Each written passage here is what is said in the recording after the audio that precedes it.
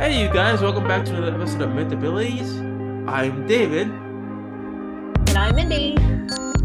and we're here today to explore the world of disabilities and debunk their myths. So, on today's episode, we're going to talk about cerebral palsy, which one of our lovely hosts, David, has. So, David, take it away. What is cerebral palsy? And tell the people. So, cerebral palsy is basically, it varies from person to person. It is a neurological disorder. So it impacts the Mm-hmm. it impacts the brain. There's been many myths surrounding cerebral palsy. For example, I'd like to open it up with family and intimacy. Can a person with this cerebral palsy, can they be intimate and have a family? Well, of course. How would I be here? How would I be here without, you know, Right. the folks Right. being intimate? And that's Now, the question with that is, so you said, how would you be here? Now, did your family, now see, the question is if it's genetic or if it's hereditary, like, because a lot of people are like, oh, well, if I have cerebral palsy, maybe it's my parents, like something happened in their great, health or in their, yeah. So, great, yeah, great. yeah. Yeah, that's a. I'm glad you mentioned that because it is not hereditary. So you don't have to worry about it being passed down from child to child, and it's Hmm. also is it curable? No, it is not. Yeah. And does it get progressively worse? In my opinion, my experience, it could if you don't take care of yourself. So you have to develop a strategy to keep active. So that's what kind of helps with that. Um, Yeah, and I hear you go to the gym a lot and you do all of your boxing and all of your card now what do you do at the gym? Do you do cardio? Do you do weights? Like what specific exercises are good for cerebral palsy oh, great. affected people? Great. So there's resistance bands. So you always have to, when it comes to cerebral palsy, you have to think the about your body and your limitations. So Mm-hmm. in regards to your limitations, you have to realize that cerebral palsy affects everybody differently. So there could Mm-hmm. be like myself where I was a spastic quadriplegic. And for those of you that are not familiar with the spastic quadriplegia, is spasticity meaning the rigidity of the muscles. My muscles contract a lot. So by the muscles contracting, it causes me to use 3 to 5 times as much energy. And Mm-hmm. myself being a former quadriplegic, meaning all four of my limbs were impacted. Uh, I used to be in a confined to a wheelchair and walk on my knees. However, there's some main symptoms associated with cerebral palsy, such as fine motor skills, doing your basic tasks, such as uh, doing your house chores, being able to catch a ball. Because Lord knows, I played sports, and Lord knows I couldn't catch a ball by myself. I had to rely on somebody to do it for me, Right, yeah. and also speech. So people could be using a special device as far as speech. They could have a speech impediment, which requires them to take speech courses, which I had to, and so forth. Mm-hmm. Yeah, I mean, it sounds like you've had a really rough like childhood, but I mean you've also have overcome it and it's just you're look at you go. Yeah, yeah. I mean, it's all about family, and it's all about environment where Hmm. you grow, how supportive they are, and how willing they are to see you overcome those Yeah. obstacles and just go through the motions in life. Yeah, And I it's definitely really know how that feels. family is really important. Um, it's Now, actually. going back, oh, go ahead. Oh, yeah, go ahead. You go No, ahead. no, I was just backtracking a little bit because we were talking a little bit about family and intimacy and sex and things. And when you think of somebody with cerebral palsy or like any kind of disorder, really, they're like, wait a minute, like how does that work? Like I also want to like not so much talk about like the physical aspect of it of this intimacy, but like also the emotional and like dating and like finding Oh, somebody yes, yes, who, you know, yes. will love you and like care about you and you know something like that. So talk about that, I guess, like because I know that you've had experiences around dating and you've taken a break from it. Like what are your experiences with that? So when it comes to cerebral palsy and dating, uh, or disabilities in general, dating is rough, whether in person or online. Uh, Yeah. Fortunately, I've had the experience of being able to date, several individuals and over time. And one of the things that makes it really difficult is when it comes to a disability, does your partner is your partner willing and able to help you? Uh, are they willing to be more compassionate towards your needs? Because Hmm. there's some that may see you online and they assume, hey, he's a great person and all, and then they see you in person and like they see you physically and they're like, I don't think I can handle being with somebody like this because they Yeah. consider it a burden. And Right. to be or to stand corrected, somebody with a disability is never a burden. You should never think of yourself as a burden. Anybody with a disability, anybody for Anybody, that matter. like, Yeah. you Yeah. know, and that's the thing when it comes to self-esteem. You might have feelings of low confidence. You might feel like you're a burden to somebody. And I felt that. I Yeah. felt that before, especially when it comes to trying to seek out a partner or someone to date. Uh, Yeah.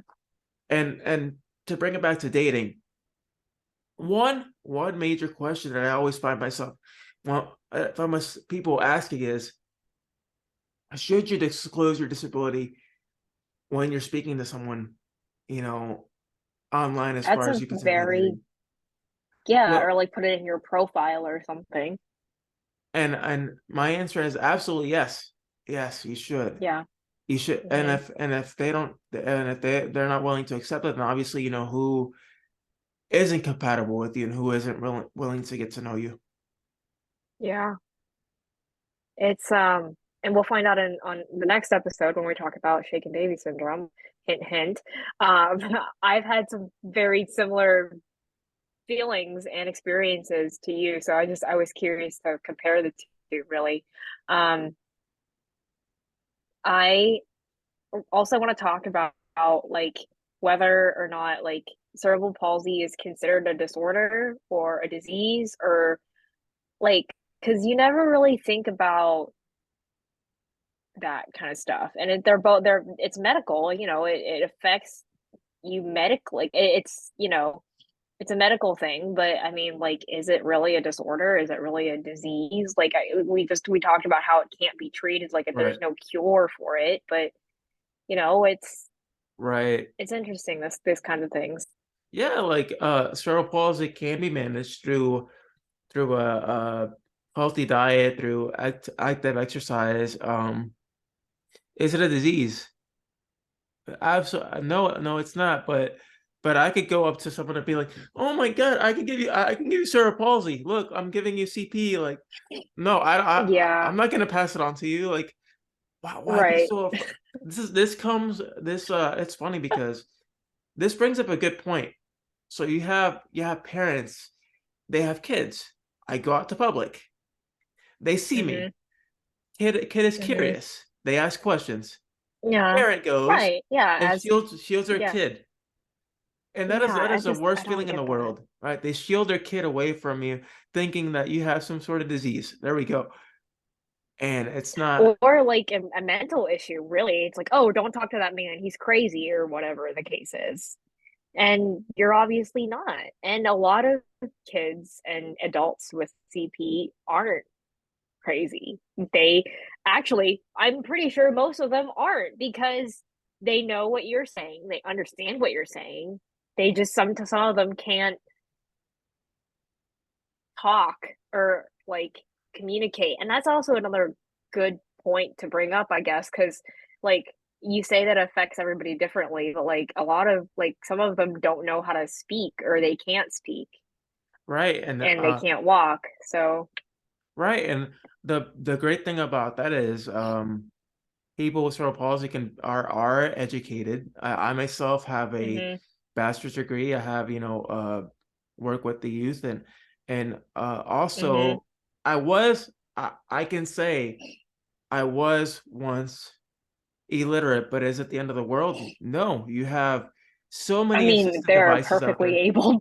Yeah, Yeah, but there are also perfectly able bodies out there who are also illiterate and they have the means and they are able to go and do and be better for themselves and they don't. So, anyways, go ahead.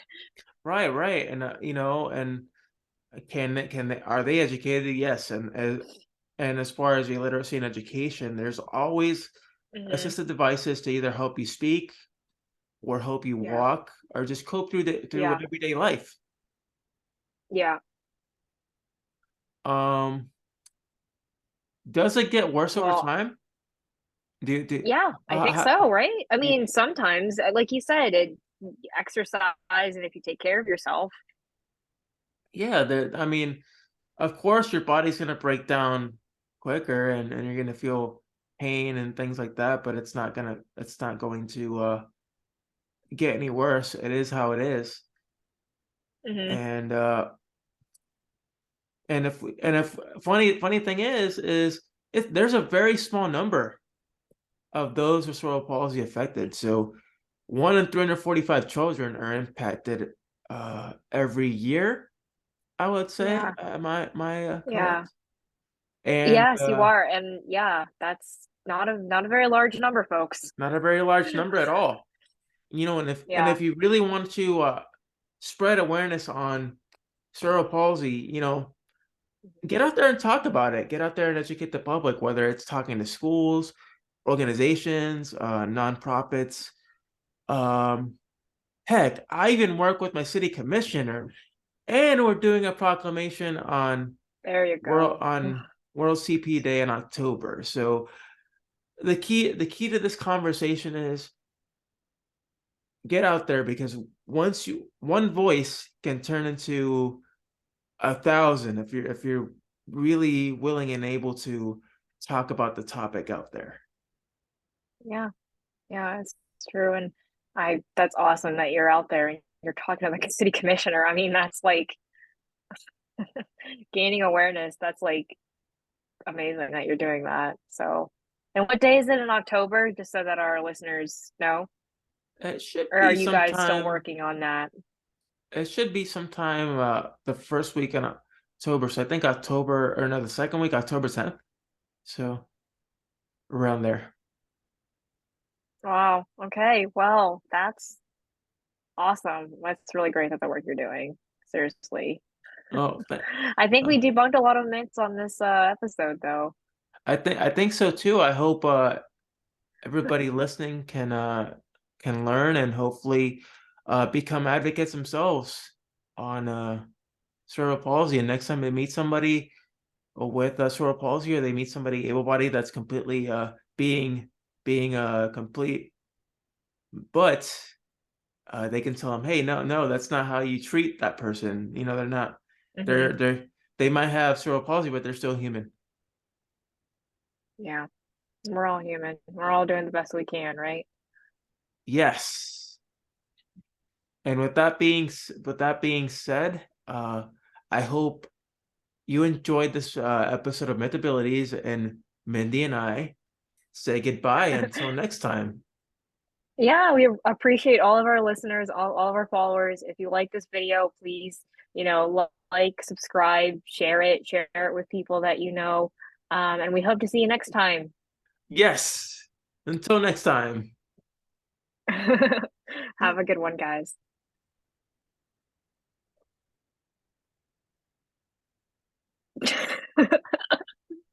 Oh,